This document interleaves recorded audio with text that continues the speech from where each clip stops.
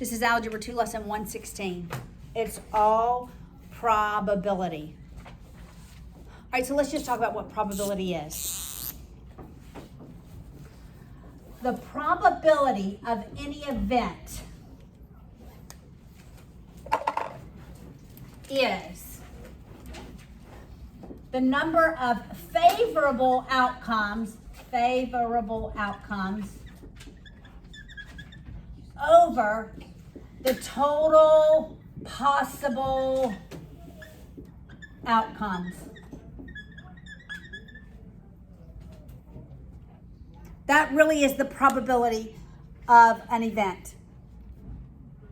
Hey, Luke, grab one of each of these on the front table, okay?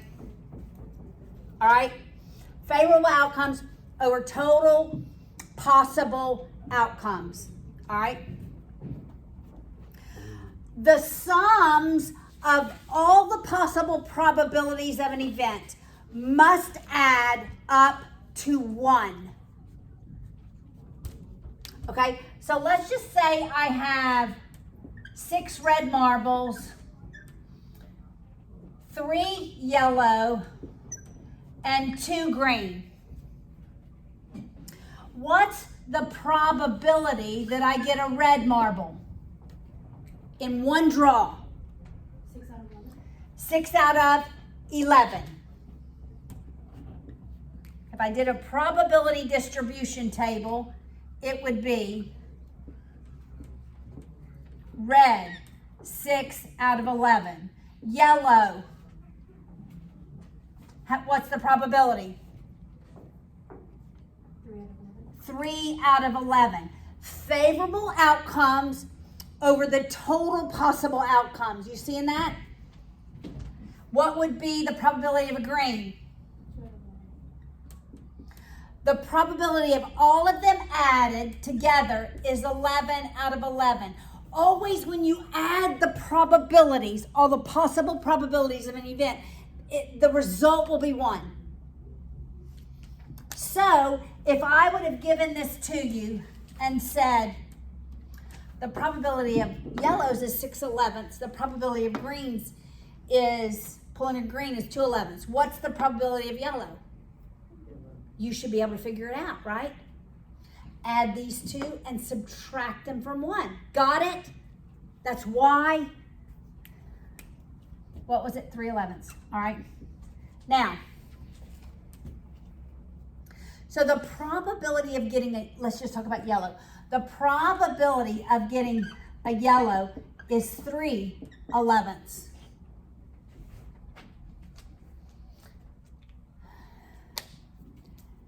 What is the probability of not getting a yellow? Well, it's 1 minus 3/11. That's called the complement. Make sense? When I'm looking at the total possible outcomes, that denominator, I must look and contemplate the fundamental counting principle. Okay, we're going to talk about the fundamental counting principle. When I say the fundamental counting principle, we're talking about the denominator, the total possible outcomes. All right? You have to look, this is called the fundamental counting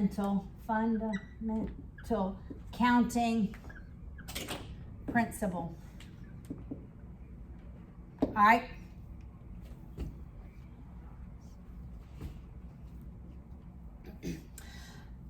There are 2 aspects of the fundamental counting principle. Either we can have a permutation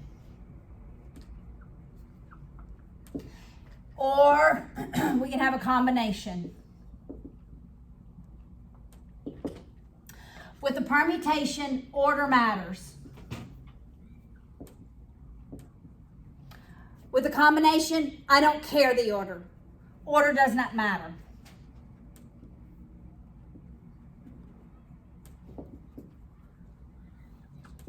Your book only deals with permutations. I'm going to tell you what the difference is.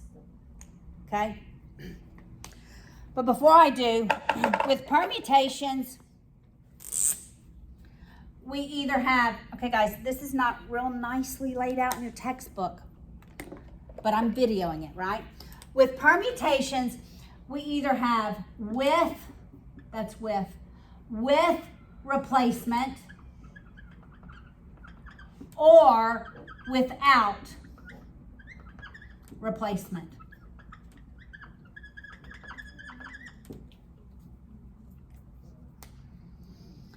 All right, so I draw a green marble, I put it back, I draw a second marble. Got it? That's with replacement. Without replacement is I draw a green marble, I keep it, I draw another marble. Got it? That's without replacement. Combinations are different. So we're going to look at, can I erase this? I need the space. We're going to look at the difference between a permutation and a combination. Okay, so let's say we have the letters A, B, and C. All of the possible permutations, let's think about it, okay? If I draw all three, what are all the possible orders that I can put these letters in? Well, I can put them in A, B, C. I can put them in A, C, B, right? I could put them in B, A, C, or B, C, A, right?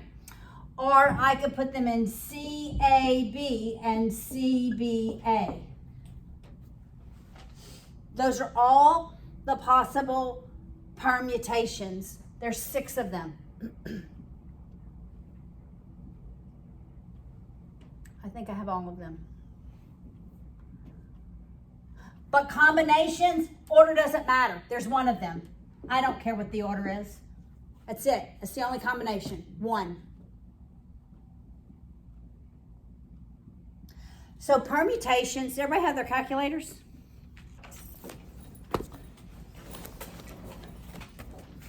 I think I have mine.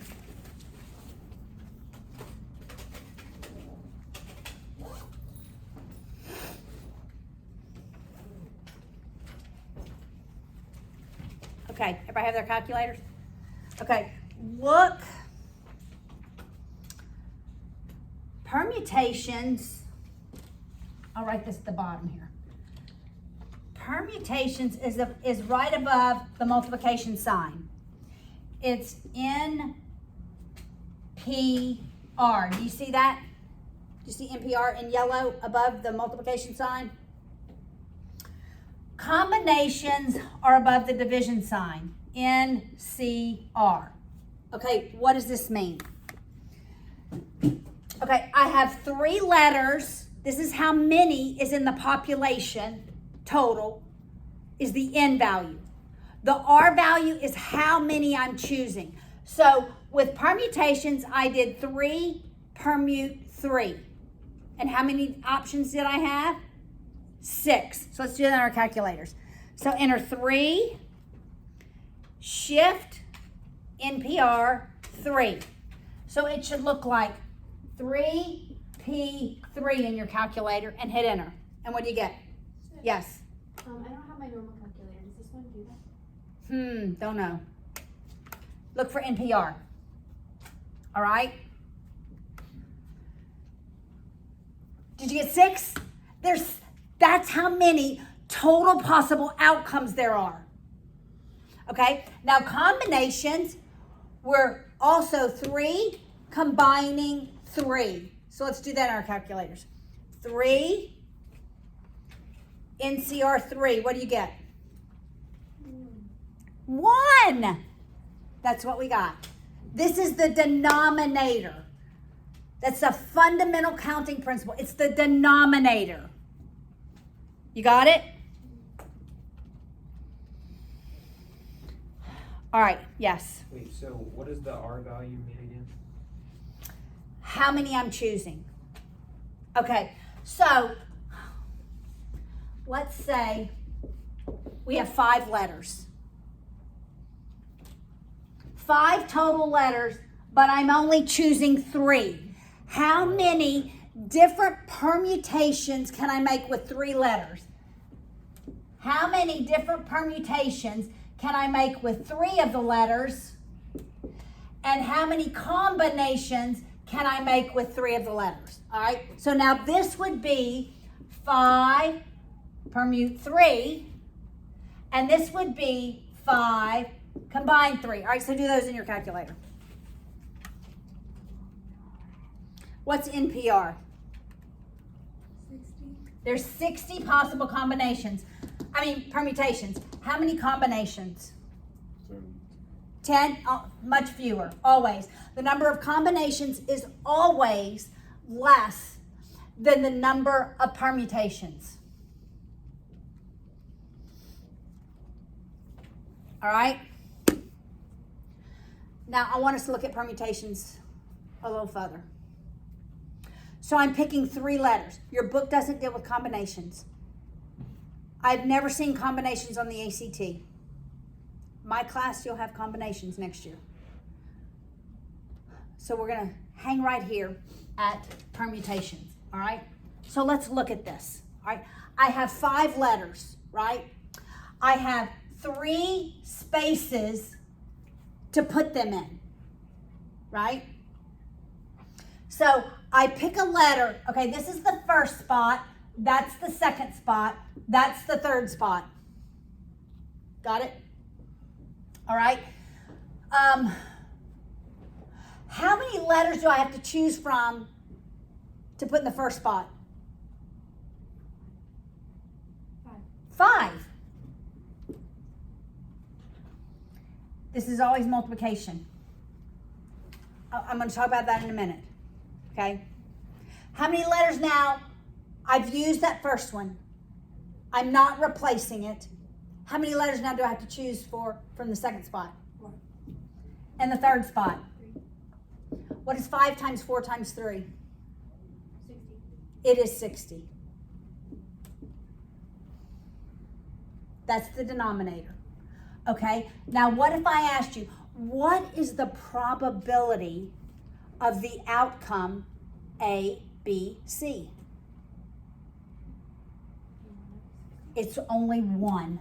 That's only 1 outcome out of all those 60. Got it?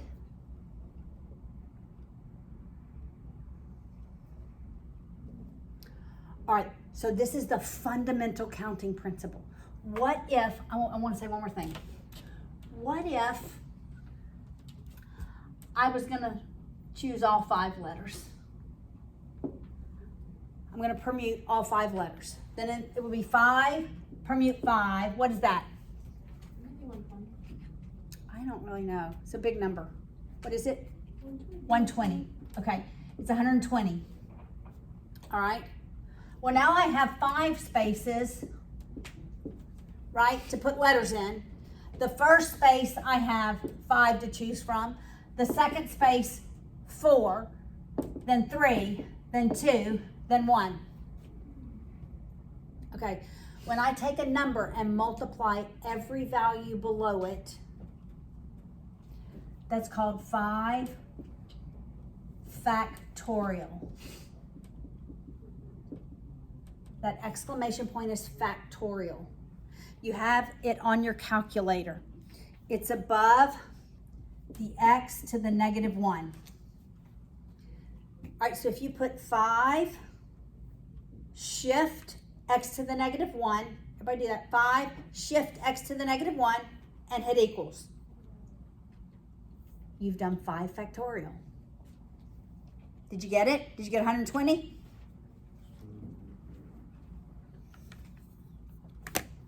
Makes sense. Wait, 5 what? Factorial. Shift x to the negative 1.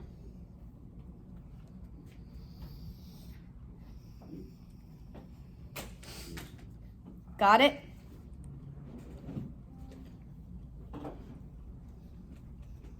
All right, everybody hanging with me. Lots of information. Your book deals with permutations. All right? Now, when we're thinking about the numerator, so the fundamental counting principle has to do with the denominator. Now I want to think about the numerator and how do we look at events. All right? There are two types of events. They're either mutually exclusive or they're independent. And let me write that again. I was writing identity. Independent. All right. With mutually exclusive, you typically see the word or, and we are adding. And it's one event. So this one would look like, what is the probability of picking a blue or a green marble? Well, that's the probability of picking a blue plus the probability of picking a green. You're adding. It's one event, one draw, typically mutually exclusive. It's one event. One draw, one flip of the coin, one roll of the cube. Mutually exclusive is typically one event, multiple outcomes. It's or we're adding those probabilities.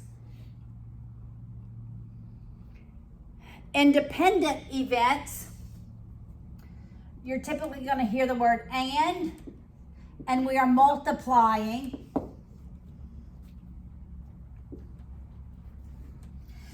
And it's typically two or more events. So independent events, and there's no overlap with the independent events. So it would be something like, what is the probability of flipping a coin 3 times that I get heads every time? All right, so this one would be like, what is the probability that I get heads 3 times? Well, that would be the probability that I get a head times the probability that I get a head times the probability that I get a head. So what is the probability at the flip of a coin that I get a head? It's 1 over 2. That's correct. Be 1/2 times 1/2 times 1/2, which would be 1/8. Yes.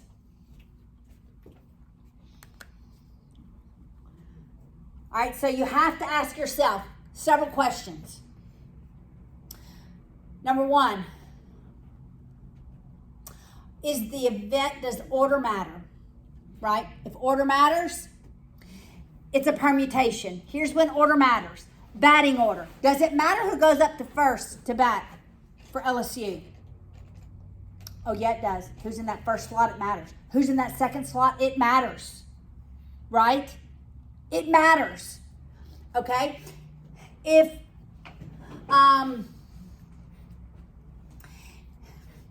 you're in a beauty pageant, not you guys. If you're in a beauty pageant, does it matter who's first? Yes, it matters who's first, right? Because you don't want to not be first, second, or third place, right? You want to be first. It matters. That's when order matters. That's a permutation, right?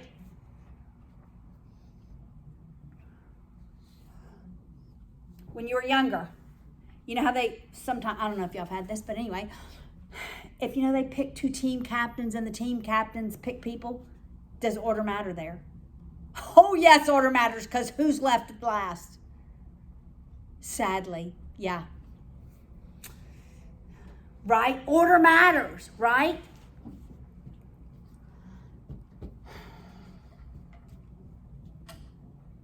Order matters in, okay, here's when order doesn't matter. Okay. Well, it might matter to you. Okay, we're going to make this. We are in a museum, okay? And, okay, I'm telling you in advance, order doesn't matter, okay? Order doesn't matter. But this might be an example. If it were on the ACT, order would matter, okay? You got that? Order always matters on the ACT. I've never seen anything that's not a permutation on the ACT. Got it? You're locking that in your brain. Okay. I have 10 paintings and I have 7 places to display the paintings. I'm going to, use all of them eventually, but does it really matter which one I hang first or which one I hang second? No. Because if I hang it first or if I hang it fifth, it doesn't matter. It's still in the room and people still get to see it, right? So order really doesn't matter. What matters more is that your painting gets on the wall, not if it's in slot 1 or 5, right? All right, so that would be an example of when order wouldn't matter, all right? So that would be more like a combination as opposed to a permutation, right? So you have to ask yourself, does order matter? If order matters, then do I have replacement or not? That would be the second question. And the third question would be this. Are the events mutually exclusive? Is there just one event and I have 2 options? So it's this one or this one. I'm adding. These words are always on the ACT. Or and. I always see them. If it's or, I'm adding. I'm adding the probability of one event, of one outcome, to the probability of another outcome. If it's multiple events, I'm multiplying them. Got it? Make sense? Okay. Now, let's work through the examples. Okay?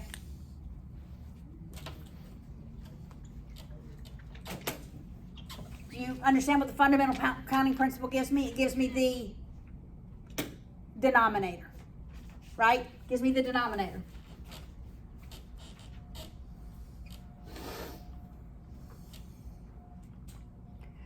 All right, example 1. How many different ways can the numbers 3, 5, 7, 8 be arranged in order if no repetition is permitted? Okay, so first question, does order matter? Does order matter? How do you know order matters? It says in order. That's how you know order matters, because it says in order. So that tells me it's a permutation. Are we repeating? No. Once we use a number, we're not putting it back in the pot to then pick that number again. So we're not. So no repetition is permitted. So how many different ways can we arrange them? Well, I have 4 slots. So 24. So it'd be 4, that's my 1 pick. 3 times 2 times 1, or 4 factorial, or 4 permute 4.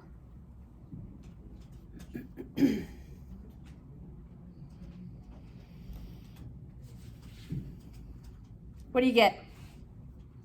24? Everybody get 24? What does this give me? This gives me the denominator. This is the fundamental counting principle. This is not the probability. This gives me the denominator if I were to ask about a specific outcome.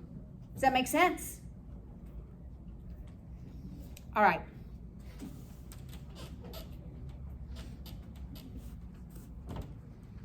Number 2. How many 4-letter signs can be made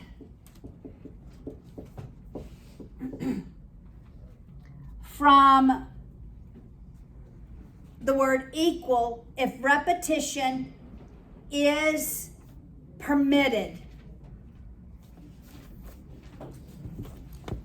Okay, so I'm going to pick it, I'm going to replace it. I'm going to pick another one, I'm going to replace it. I'm going to pick another one, I'm going to replace it. I'm going to pick another one. Okay? So, I always just, this is my preferred way to do this. 625. So how many letters do I have to choose from here? 5. I have 5. They're all different. E, a Q, a U, an A, or an L. So I have 5 options. They're independent events. I put my letter back. I still have how many to choose from? 5. I put the letter back. I still have 5 to choose from. I put it back. I still have 5 to choose from. That's the same thing as 5 letters to the 4th power.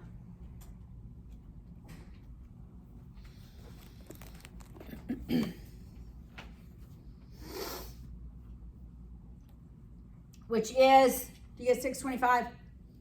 625.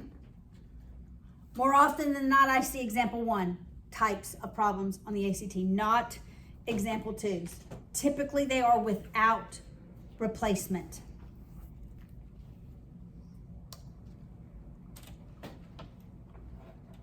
All right. Example 3. Multiple choice quiz has 8 questions with 4 choices each. All right, so you have 8 questions. 1, 2, 3, 4, 5, 6, 7, 8 questions. Are those questions independent? Yes. What I answered to the first question has no bearing on what I answered to the second question, right? So, are we with replacement? Yes. If I use A in this first one, can I use A on the second one? Yes, I can. All right, so I have 4 choices here, times 4, so forth, or 4 options, 4 choices, 8 questions, and 4 to the 8th is 65,536. Are you getting that? Everybody make sense? Make sense? Yep.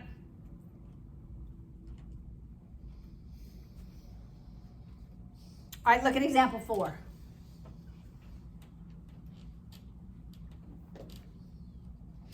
How many 3-letter signs, so I'm going to make 3-letter signs, can be made from that word if no repetition? I'm not going to repeat the letters. So how many do I have to choose from this first time? 7. How many do I have on the second one? 6. And then 5.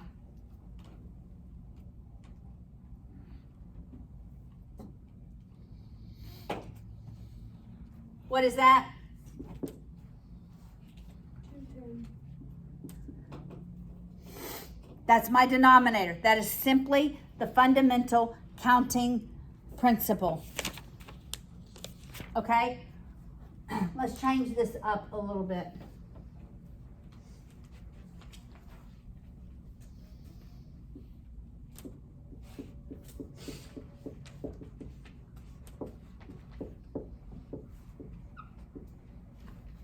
All right, let's use that word. How many 3-letter words are strands of letters, right? Not necessarily words. They don't have to make sense, right? 3 letters.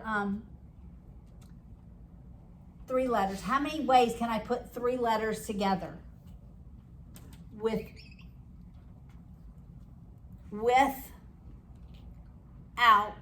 repetition? So let's do it without repetition. All right, so I have 3 letters. All right, how many options do I have for the first one? 11. Yeah.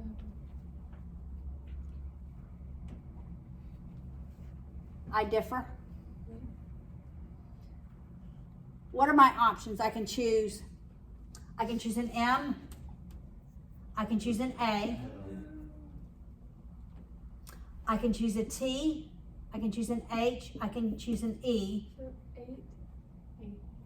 I can choose an I. I can choose a C. Or I can choose an S. Right? So that's 8. So that'd be 8 times 7 times 6. Make sense?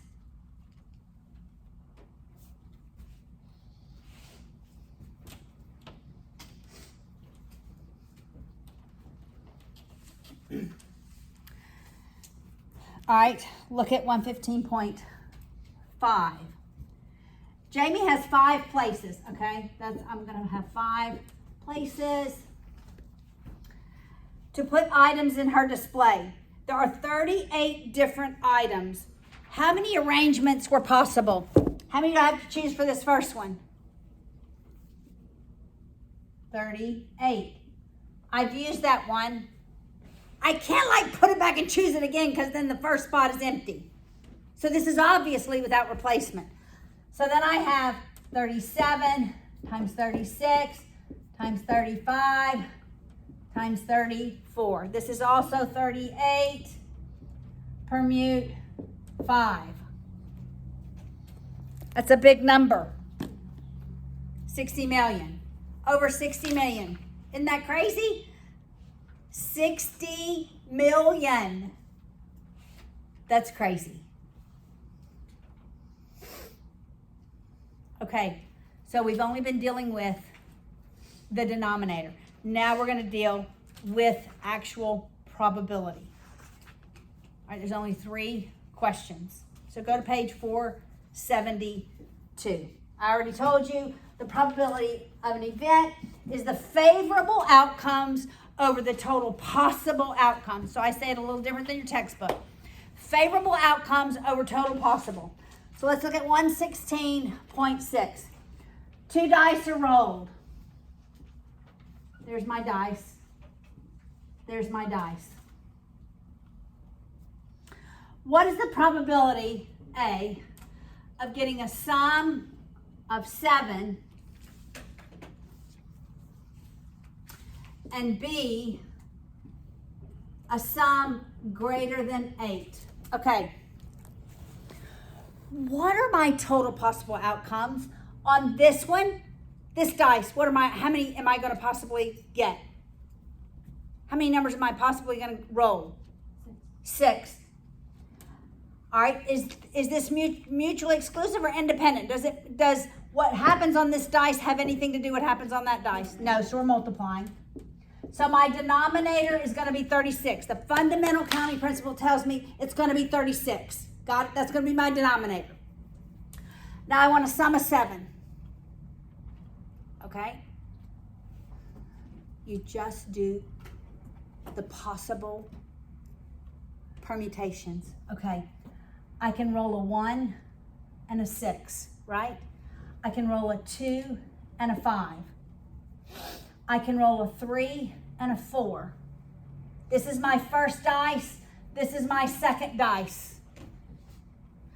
I could roll a 4 with a 3. I could roll a 5 on this one with a 2, or a 6 on that one with a 1. These are my total favorable outcomes. So it's 1, 2, 3, 4, 5, 6 over 36, or 1/12. Got it?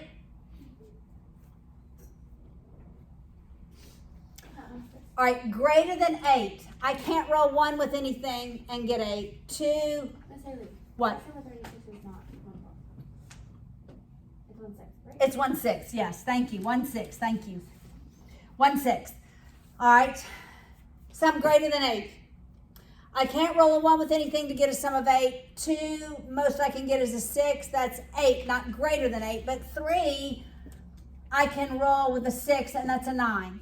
So when I go up, I'm going to go 4 can go with 5 and 6. I'm going to go down one number, right? 5 can go with 4, 5, or 6. Because that's 9, 10, 11. Got it? See what I'm doing? 6 can go with 3, 4, 5, or 6. Still, my denominator is 36. Now, my numerator is 1, 2, 3, 4, 5, 6, 7, 8, 9, 10 possible outcomes. And we would simplify that. Both are divisible by 2. What is that? 5/18. That would be your probability. Make sense? Okay, I actually did 116.7. A fair coin is tossed 3 times. What's the probability that heads comes up every time? That's 1/2 times 1/2 times 1/2, which is 1/8. Got it? What would be the probability that tails comes up every time? That would be 1/2 times 1/2 times 1/2. Got it? Which is 1/8.